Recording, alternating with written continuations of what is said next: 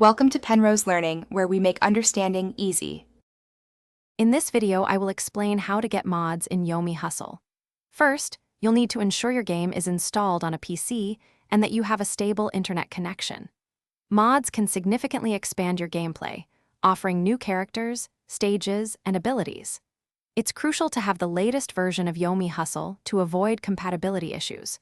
We'll cover the essential tools and steps to get you started smoothly, making sure your modding experience is fun and hassle-free. Next, let's find some awesome mods. The best place to start is the official Yomi Hustle Discord server, which has dedicated channels for mod sharing. You can also find communities on platforms like Game Banana or specific modding forums. When browsing, look for mod packs that bundle several editions or choose individual characters and stages.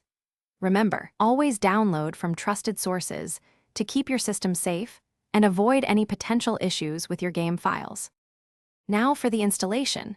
Once you've downloaded your desired mods, you'll typically receive them as compressed files.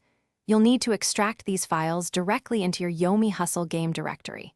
Specifically, look for or create a folder named Mods within the main game folder. After placing the extracted mod files there, simply restart Yomi Hustle.